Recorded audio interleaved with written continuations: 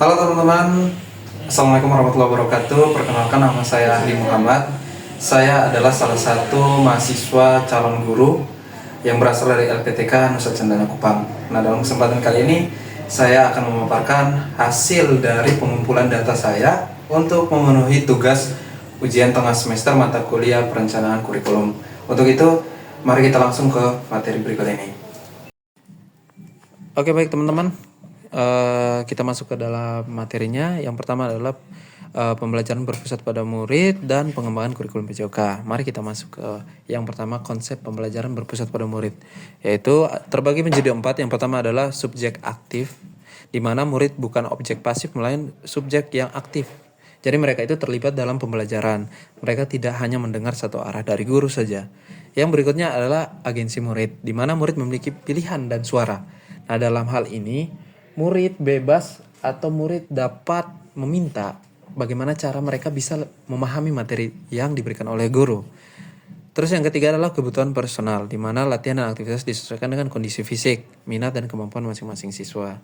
Jadi, dalam pembelajaran, khususnya dalam pembelajaran PJOK juga, keadaan murid, keadaan siswa kita itu berbeda-beda tergantung bagaimana asesmen awal kita, sehingga kita tahu bagaimana cara penerapan strategi pembelajaran yang dilakukan menyesuaikan dengan asesmen yang kita lakukan saat awal pembelajaran, sehingga sasaran dan tujuan pembelajaran dapat tercapai.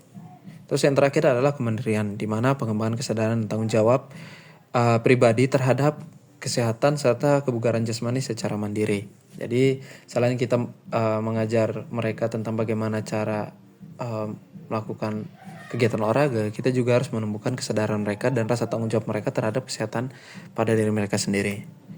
Yang berikutnya adalah keselarasan dengan prinsip pengembangan kurikulum PJOK.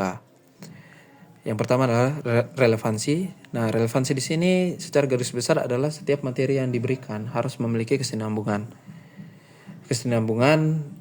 dan dapat diterapkan oleh siswa dalam kehidupan sehari-hari. Contohnya seperti bagaimana cara menjaga keseimbangan saat berlari, dan lari itu akan digunakan saat mereka melakukan aktivitas di luar.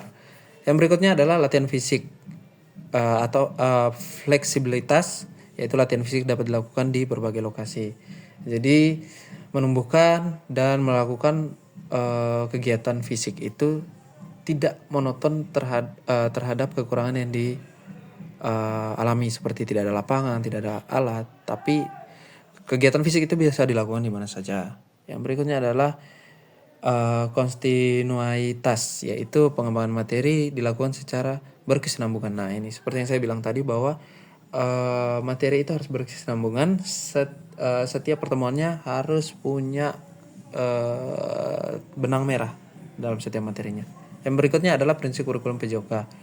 Itu terbagi menjadi 3, yaitu efisiensi, terus efektivitas, dan yang terakhir adalah aplikasi PJOK. Nah, kerangka UBD. Kerangka UBD ini terbagi menjadi 3, yaitu hasil yang diinginkan, yang kedua adalah bukti penilaian, dan yang ketiga strategi penilaian. Nah, menentukan hasil yang diinginkan itu berhubungan dengan tujuan yang bermakna, pertanyaan pemantik, keterampilan 4C, atau yang biasa kita sebut dengan critical thinking, kreativitas, kolaborasi, dan komunikasi. Nah, seperti itu.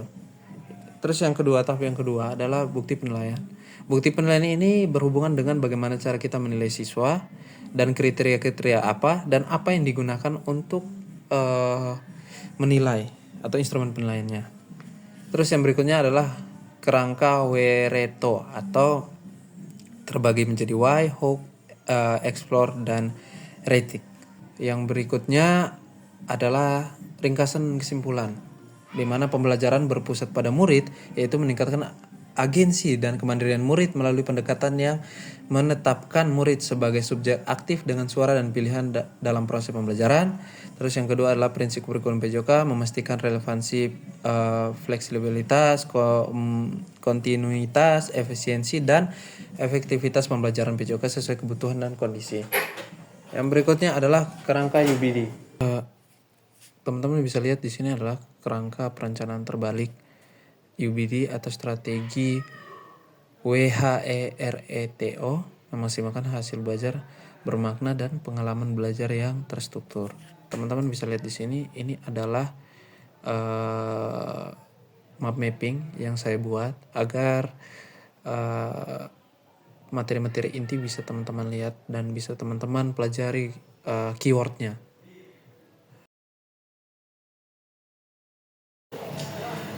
Baik teman-teman, sekian presentasi yang bisa saya paparkan kepada teman-teman, dengan harapan apa yang saya berikan ini bisa menjadi sumber belajar ataupun gambaran buat teman-teman sebagai calon guru profesional, dan semoga dengan video ini dapat memenuhi syarat nilai ujian tengah semester perkuliahan perencanaan kurikulum.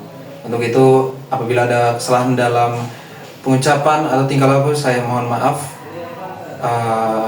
Sampai ketemu di video berikutnya. Assalamualaikum warahmatullahi wabarakatuh dan selamat sore.